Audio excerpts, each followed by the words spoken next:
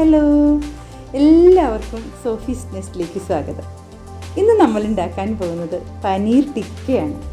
വളരെ ഈസി ആയിട്ട് വളരെ ടേസ്റ്റി ആയിട്ടുള്ള ഈ ടിക്ക എങ്ങനെ ഉണ്ടാക്കണമെന്ന് നോക്കാം. നമുക്ക് തുടങ്ങാം.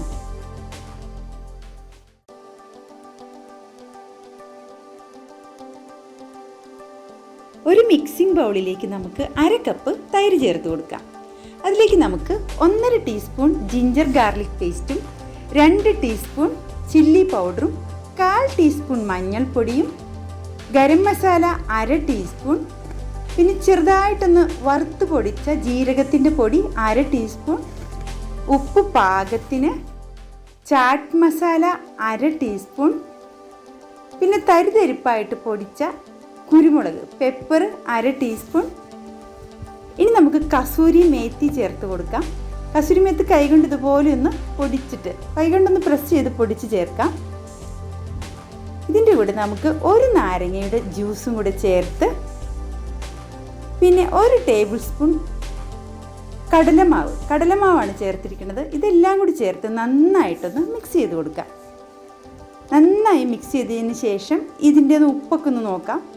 അതിനുശേഷം നമുക്ക് മാറ്റി വെച്ചിട്ട് പനീർ കട്ട് ചെയ്തെടുക്കാം. ഇത് ഞാൻ വീട്ടിൽ തന്നെ ഉണ്ടാക്കിയെടുത്ത പനീറാണ്. ഞാൻ പനീറിൻ്റെ റെസിപ്പി മുൻപ് കാണിച്ചിട്ടുണ്ടായിരുന്നു, അതൊന്ന് കണ്ടു നോക്കിക്കോളൂ. വളരെ ഈസി ആയിട്ട് പാലുണ്ടെങ്കിൽ നമുക്ക് ഇതുപോലെ പനീർ വീട്ടിൽ തന്നെ ഉണ്ടാക്കിയെടുക്കാം.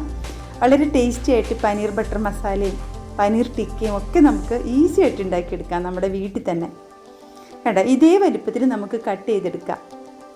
ഇതിൻ്റെ കൂടെ തന്നെ ഞാൻ കട്ട് ചെയ്തിരിക്കുന്നത് ഒരു 2 സവാള, പിന്നെ റെഡ്, യെല്ലോ, ഗ്രീൻ ക്യാപ്സിക്കം, ഇത്രയാണ് ഞാൻ കട്ട് ചെയ്തിരിക്കുന്നത്. ഇതും ചേർത്ത് കൊടുക്കാം. ഇതിൻ്റെ കൂടെ നമുക്ക് കട്ട് ചെയ്ത് വെച്ചിരിക്കുന്ന പനീറും കൂടി ചേർക്കാം. ഇപ്പോൾ ഏകദേശം ഒരു 1/2 കിലോ പനീറാണ് ഞാൻ ചേർത്തിരിക്കുന്നത്. ഇതിൻ്റെ കൂടെ നമ്മൾ മിക്സ് ചെയ്ത് വെച്ചിരിക്കുന്ന മസാലക്കൂട്ടും കൂടെ ചേർത്ത് നന്നായിട്ട് യോജിപ്പിച്ചെടുക്കാം. നന്നായിട്ടൊന്ന് യോജിപ്പിച്ചതിന് ശേഷം പറ്റുമെങ്കിൽ ഒരു 1/4 മണിക്കൂർ അല്ലെങ്കിൽ 1 മണിക്കൂർ, എത്ര സമയം പറ്റുമോ അത്രയും സമയം നമുക്കൊന്ന് വയ്ക്കാം. മസാലയൊക്കെ ഒന്ന് പിടിക്കാൻ വേണ്ടി മാറ്റി വയ്ക്കാം. അത് പുറത്ത് വെച്ചാലും കുഴപ്പമില്ല, ഫ്രിഡ്ജിൽ വെച്ചാലും എങ്ങനെയാണെന്ന് വെച്ചാൽ നിങ്ങളുടെ സൗകര്യം അനുസരിച്ച് ചെയ്തോളോ. ഇതുപോലെ നന്നായിട്ട് മിക്സ് ചെയ്യാം.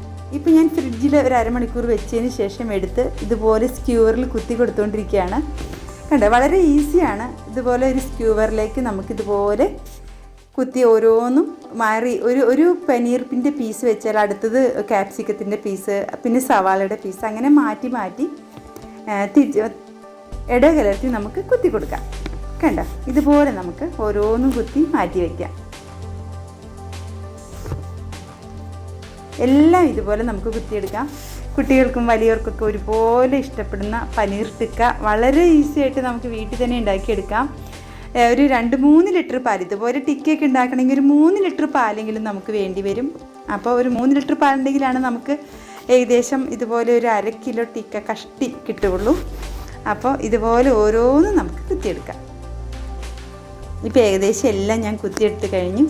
ഇനി നമുക്ക് ഗ്രില്ലിംഗ് പാൻ ചൂടാക്കാൻ വയ്ക്കാം. അതിലേക്ക് നമുക്ക് അല്പം, അധികമൊന്നും വേണ്ട, ഒരു 2 ടേബിൾ സ്പൂൺ ബട്ടർ ചേർത്ത് കൊടുക്കാം.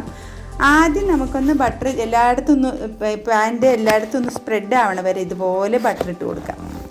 കണ്ടോ, ഇതൊന്ന് സ്പ്രെഡായിപ്പോൾ എല്ലായിടത്തും സ്പ്രെഡ് ആയിട്ടില്ല. അത് ഞാനിത് വെച്ചതിന് ശേഷം ബാക്കി സ്ഥലത്തും കൂടി ഓരോ പീസ് ബട്ടർ ഇട്ട് കൊടുക്കുന്നുണ്ട് ഇതുപോലെ. കണ്ടോ, ഇനി നമുക്കിത് തിരിച്ചും മറിച്ചും ഇട്ട് മൊരിച്ചെടുക്കാം.